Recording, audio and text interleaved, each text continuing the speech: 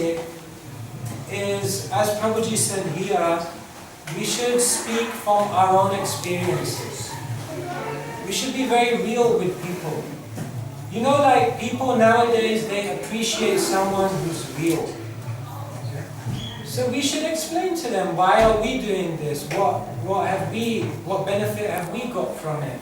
And in this way, when you tell people an authentic message that's a reality in your life, then it's more likely to touch that person's heart. Yeah? Sometimes when we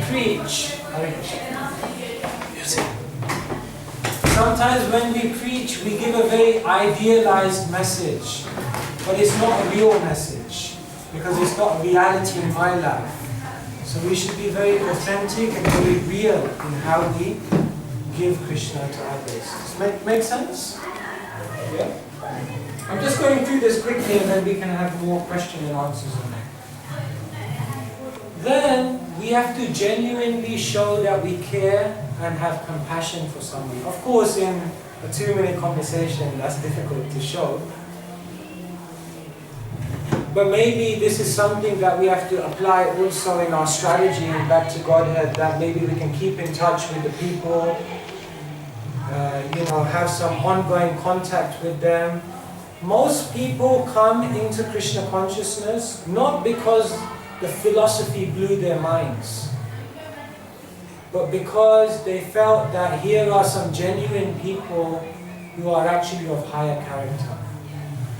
You know, like they say, example before precept, isn't it? Like your example and your compassion and your care, that's more important sometimes than even your message.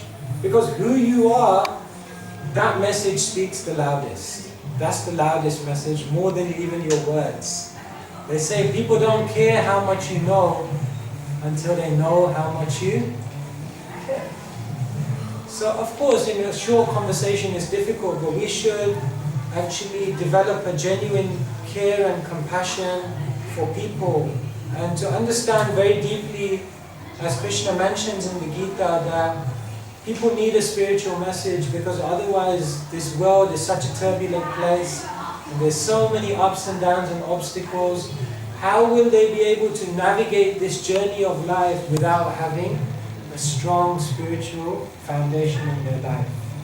So when we're able to have this sense of compassion, then our words are more powerful. They penetrate someone's heart much deeper. And finally, help. What does help mean? We're trying to help others, but in order to help others, we need help ourselves. And who do we need the help of? Other devotees. Other devotees? Krishna. Krishna. We need Krishna's help. Because, as is mentioned in our books, Krishna Shakti Vina Nahe Tarupravardhan.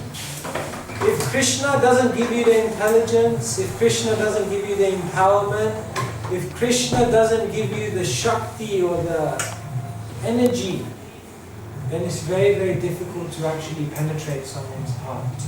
So therefore, we should always pray to Krishna that let me be an instrument so that I can represent and give your message to someone else in a way that's relevant. Now we're celebrating Srila Prabhupada arriving to the Western world. In 1965, he left India, boarded the Jaladuta, and it took him 6 weeks, and in September 1965, he arrived in America. And when Srila Prabhupada arrived in Boston, then he wrote a beautiful prayer called Makine Bhagavat Dharma. Has any of you read this prayer? It's a beautiful prayer. Srila Prabhupada writes, he's 69 years old, he has just an umbrella, some cereal and a few books, and here he is in America. Now he's going to teach people about Krishna. He said, when I came off the ship, I didn't even know whether to turn left or right. At this time, Srila Prabhupada wrote a poem, and in this poem he says, Krishna, you are very, very merciful, but I do not know why you have brought me here. Why have you brought me here? Then Srila Prabhupada says, most of the population here is absorbed in material life, and really speaking, they don't have so much inclination for spiritual life. How will I be able to convince them of your message? And then Srila Prabhupada says, I am powerless to do so on my own, but Krishna, you are the master of all mystics. So if you desire, then please make my words suitable for their understanding. And when you empower my words, then these words will penetrate their heart and change their life. So actually we need Krishna's help. Because otherwise we can say so many things, but it may not penetrate someone's heart. But when Krishna is empowering us from behind, then we have an ability to do that. So this is what it means, really speaking, to preach. This stands for any preaching, but in this context we're talking about stopping people and telling them about Krishna or back to Godhead. Be personal. Try to bring the barriers down, create a relaxed atmosphere. Immediately when you stop someone nowadays, they're thinking, what do they want out of me? What do they want out of me? So be personal, let them relax, just be human with them, just we're having a nice conversation here, no agenda. Relate, understand something about them, where they're coming from, and then make the message relevant to them. Yeah? And you'll become better and better at this as you get more experience of relating to a person. I give you like one of our devotees, really quick thinker. So he was distributing Krishna books. You've seen the Krishna book, right? With Krishna in the front. So he was distributing Krishna books in Liverpool. Right? So he stopped this one Liverpudlian, and he showed him the Krishna book. This person had never seen Krishna. He was like, who is this? So then he began to explain, this is Krishna. Krishna means the all-attractive one. Actually, we're all looking for Krishna. The devotee was explaining like this, and the guy, and then the Liverpudlian, he looked at him and he goes, you know, what you say makes complete sense. I'm down with this. Good thing. But you know one thing? Krishna is blue. And you know what? I'm a Liverpool fan. Krishna is blue and I'm a Liverpool fan. For me, blue means Everton, and that's not good. This is how people think, you know. So then you know what the devotee did? He opened the book. And you know there's the Dasa Avatar picture. So then he turned the picture and he said, this is Krishna, but you know what? This is Krishna's incarnation. And he showed him Varaha, you know the boar incarnation? He says, when Krishna comes in this incarnation, he's red. And you know what he does? He plays football with the universe. You know, Varaha picks up the universe. The guy goes, really? Okay, I take the book then. That's the start. So somehow to relate it to people. Just it comes also from confidence. When you relate, one of our devotees, he gave a book to someone and someone said, no, I'm not into books. So the devotee just so confident, he said to him, books? This is not a book. You think this is a book? And it's a book in front of him. They say, what, you think this is not a book? And then now he's having doubts. Like, this guy so confident, he said, no, this is a whole new world. This is a whole new life. And I goes, oh right, I didn't realize. And he's holding the book. So you're going to relate to people. When you relate to people, understand what their psychology is. Then you are able to connect with the message. You have to be very engaging with people.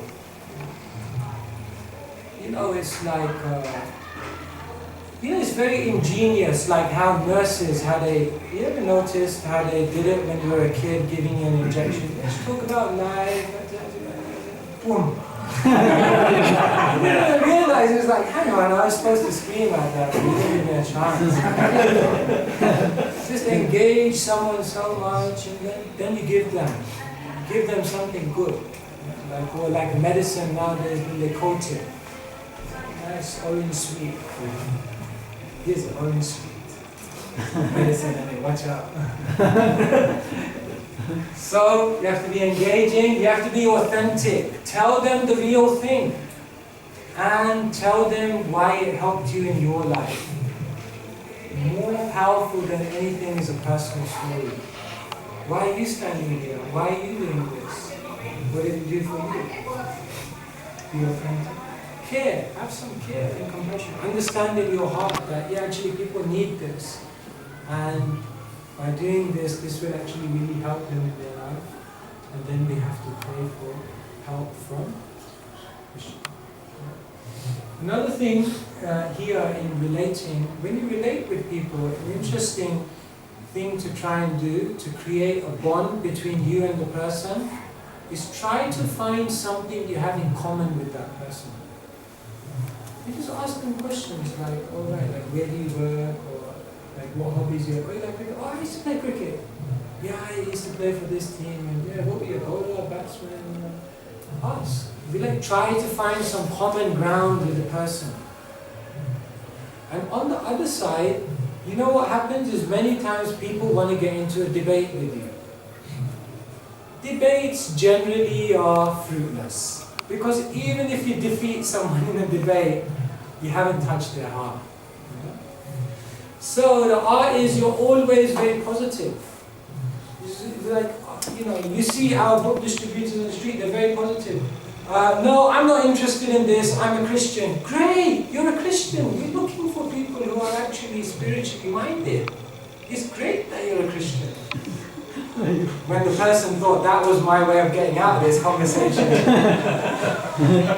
No, I'm not interested in this, I'm an atheist. Great! Finally, we found someone who has actually thought about this stuff. Most people don't even think about this. Great that you thought about this. Like, how did you come to that conclusion? Have you ever considered this side also? Like, an intelligent person, Like, you have to find some way to relate with people. No, I'm not interested, I don't read books. Yeah, no problem with that. Do you know someone else who reads books? Like different ways, build bridges. Don't get into a debate with someone, just try to find some common ground with them. And when they have a sense of relationship with you, most of the time people will take a book, or subscribe to a BTG, or buy into what you're saying, not necessarily because they're so convinced by what you're actually giving them, but because they're convinced about you. If they like you, if they feel affinity towards you, then they're like, I'm not sure about the product, but you seem like a nice guy, so yeah, why not? We'll give it a try, it's worth a try. So, actually like this, it's the personal connection. Yeah? Anyway, that's just a few points. Now over to you. Do you have any questions or anything you'd like to share, Dimeshku? I don't know if you discovered what you wanted on Nisha Mataji. I don't know. Is there anything specific that you'd like to hone in on, or questions? I think you've pretty much nailed it, to be honest, in terms of covering all of those aspects that you would want to have into consideration when you're approaching somebody. But really, as you said, it's our opportunity now to share wisdom or asking questions in terms of our own approach. If we need, to get some more guidance or any doubts you have in mind or anything like that. So really up to you guys to make the most of this and to get the most you can from suitable people. So open up to everybody here in the room. So fire away with any questions you have. We have a slight divide in our group in terms of the approach. So the past couple of years or many years, people that are in the tent preaching or trying to get someone to engage and read the poster, we all have clipboards in our hands with the magazine and a subscription format. So already, I think they can tell tell that we're the ones that are going to try and counsel them. So I think sometimes we try it without, some years we try it with. What are your thoughts on that?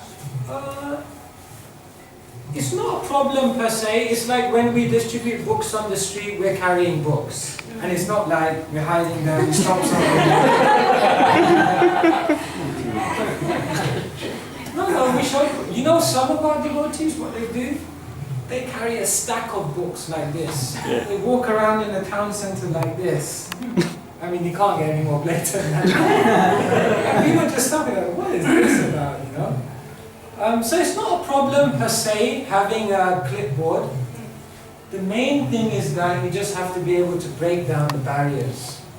So what's sometimes good is that you be honest quickly and let them just get that out of their system and then just have an interaction with them. Because if you're holding books for a long time and you just have small talk with someone, then they're not really present, because in their mind they're thinking, what are those books about? What are those books about? What's it going to cost me? What's he going to ask me? So then what you sometimes do when you meet someone, you sort of say, yeah, we're monks, we distribute books, we just meet nice people. Like, Honesty. yeah, just be honest. Like, yeah. What do you Relate. do? Nice to meet you. And I say, it's such a nice day, isn't it? The first time we've been together. Matter of relating. Yeah. How you yeah. relate. So sometimes, even if you have a clipboard, it's not a problem. You can just say, yeah, hi, nice to meet you. Just sharing an awareness with people about this wonderful magazine, Back to Godhead. Have you ever read this? Or just be open. There's no problem per se, just whatever you feel comfortable with. Yeah. Well, some of us, you know, are very familiar with the philosophy of Krishna consciousness. Some of us are new to it. Yeah. Know bits and bobs of Hinduism. So, in terms of the different varied group we have, especially for those who probably don't know much about the philosophy, is there any way that we can, is there any cues or any guidance you can give in terms of having confidence and still being able to present, you know, the philosophy in a very simplified way without feeling that they're going to ask me a very technical question and I won't know the answer to that. So how do we come up with that? So I think the first thing is, again, as I was saying, be authentic. So we shouldn't try to pretend we know more than we do. Just whatever we know, we share that. You're obviously here for a reason, because you got something out of it, so just share that with people. In terms of the philosophy, I think just a few basic points seem to always kind of capture the essence of what we're trying to tell people. Just simple points, like if you want to tell them about the philosophy, it's based on the Vedas, which are 5,000 years old. Simple point. You know, it's based on Bhagavad Gita. Have you heard of this book? Just like the Christians have the Bible, the Torah of the Jews, then this is like the book which is of the Asian subcontinent. Then you can explain, you know, you've heard of karma, right? You've heard of reincarnation, you've heard of meditation, you've heard of yoga. You look very fit. You must do some yoga, right? These concepts all come from these ancient scriptures. They're very relevant, and actually people in the world are seeing that these scriptures have something amazing to offer them. So today we just, in some sense, that's all you need. And then you say, and today we're just showing people the Back to Godhead magazine, which is a series of contemporary articles showing the relevance of ancient wisdom in modern times, even if you say something simple as that. And then invite them to ask questions, and as much as you know and you can explain, you explain to them. And if it comes to a question that you can't explain, then just take them to someone else, no problem. That's okay, we're not supposed to know everything. Yeah, so I think maybe what you could do for those that need it is just give 5 or 6 basic one-liners that you can just use as a kind of conversation starter, and then just take it over from there and see what works for you. Yeah? Be honest. That's it. Be honest, yeah. Be honest. Be honest. If you don't know, just take it to somebody who knows with what. That's it. Yeah. Or you can tell them that, like you, I just came into it. I'm still learning, and I've learned few things. We can share yours and mine, and we come to a conclusion. Excellent. Yes. Yes. That conclusion is then you have attracted him, you have related to him. Yeah. And that's how we start. That's Yeah, good point. if you don't know, that's what I'm saying. I think you Good. Anything else? Like any other question? What, yes. Many times we see that people say we already have this book, or we have this back to God, or family members already done it. How do we know that they probably don't want it or something like that anyway. How do we say that take it, that's let them have it? And another situation is that you have a family there, you see that, and the children are quite interested, but either mom or the dad is not interested, and they say we will check it, we'll come back. So how do we make sure that the child gets it? Because we know there's a twinkle in their eyes, or they get the real knowledge, what they might be useful to them. So how do we, So yes, like when we're trying to give Krishna consciousness to others, it's a fine line, because we don't want to just push people and force it on them. At the same time, you have to push a little bit, because people are unwilling. So it's like, how much is too much? You've got to be persuasive without being pushy. Right? So you have to know the line. Something just comes to mind actually. One of our devotees, Harisori Prabhu, he used to serve in temples in India. I'm sure many of you have been to India. So one time Srila Prabhupada came, and he said to Srila Prabhupada, to control Indian crowds, impossible. Impossible. The Indian crowds is just like uncontrollable. They're just pushing, and so Srila Prabhupada said, no, you have to push. You have to push. In India it's okay. It's just an understanding convention. You just push. So Prabhupada said, just push. It's okay. But Prabhupada said, just one thing. According to how much you smile, you can push harder. If you smile more, you can push more. So it relates to preaching, because somehow you have to be very humorous and charming, and then you have more license to go in without someone feeling like, oh, this person is very pushy. So sometimes a little charm is also needed. Okay, so charm, okay, try it out. You can give it to, even if you have one, you can give it to your family members. Actually, the kids is a very good one to use with parents. You can say, and this is a big point, Prabhupada used to talk about this, that usually the parents are making the call about whether it's going to happen or not, or whether they're going to take it or not. But then what you tell them is that, no, this is not for you. We know that you grew up in this culture, you know certain things. Boost them up a little bit. You are so knowledgeable in the Gita. In a nice way, he said, actually, this is for the kids. Because just like you have come up and you've maintained the culture, then how will the kids maintain? So here in the Back to Godhead, we're explaining everything in English in a way that's relevant for the children. So we know for the kids. It's a good one. I always use that one. For the kids, or for the kids. Anyway. So you have to look at different ways in which to do it. Of course, no one should think, oh, these Hare Krishna so pushy. No, it shouldn't come across like that. We should be everyone should go away with a smile, thinking those are nice people. At the same time, with a little bit of charm. Yes. If they get a magazine, if they get literature, it makes a difference when the actual magazine becomes trusted. So we should try and think of ways. So you have to think of actually they do this in Jehovah's Witnesses, they call it how to overcome conversation blockers.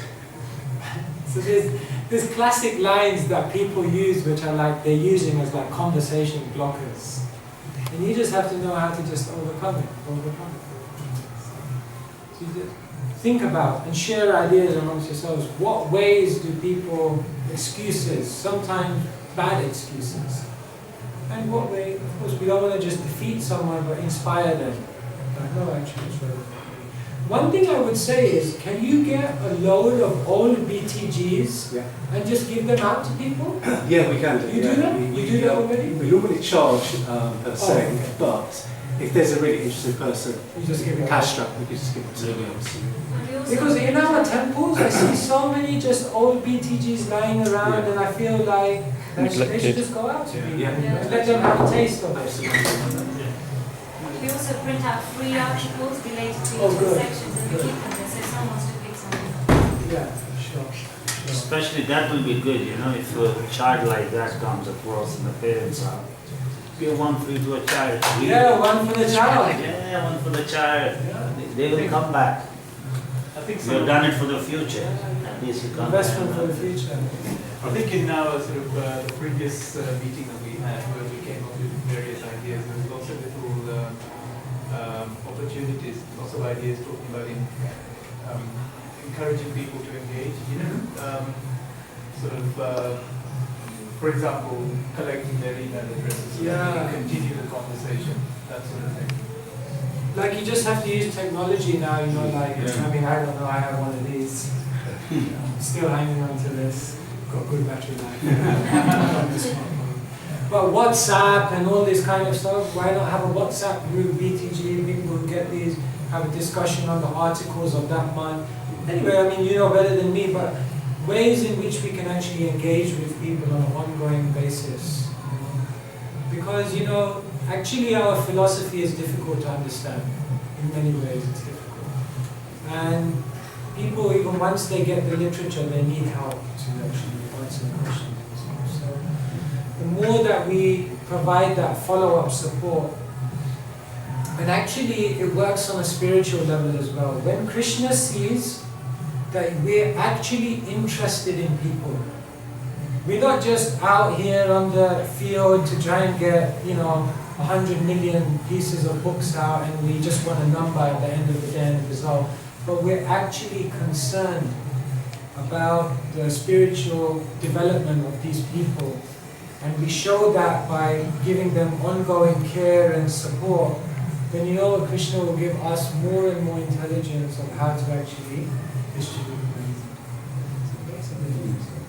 So let's see if we can also, I'm feeling that a lot with book distribution, that we're distributing many books, and that's great for people's spiritual development, but it could be even better if we would have systems by which they could connect with us, even after receiving the book. Because it's not easy to understand. It's like, I got a Bhagavad Gita, well, I had a Bhagavad Gita, but I started reading it when I was 16, and it just went over my head. Completely. Although when I read it, I didn't understand it. I thought, I had a feeling within me that this is some amazing wisdom, but I just don't get it. Yeah. But then somehow or other, because there were devotees at the temple who I could ask questions to, so that's what really did it. So I think maybe see if there's some mailing list. And I feel any contact we make with someone, that should never be wasted. So at the very minimum, get an email address and put them, even if it's just on a mailing list, so they get something, so it's not wasted. Every interaction should count. How to handle people with more of an intellectual kind of attitude, scientific, asking too many things. Like, for example, I can't digest things like you're getting control, or I mean we can't talk like Prabhupada, like Yeah, sure. we can't. We can't. Bible says old men and small children, they can go anywhere and say anything. Me and you. How to handle that? So of course, actually two things I would say to that. The first thing is we should be able to present Krishna consciousness very logically. When we're presenting Krishna consciousness, we shouldn't just present it as a faith or as a religion or as something we should believe in. This is your culture. So, I mean, we may use these things, but ultimately we should present Krishna consciousness in a very scientific, logical, rational way that just makes perfect sense. So that means we have to understand how Krishna consciousness is such a philosophy. And then it means... Example, maybe. Yeah, like for example, if someone says, no, I don't believe in God, I believe in the Big Bang. So then we shouldn't just come back with, no, how can it be a Big Bang? God created the universe. I mean, you could say that,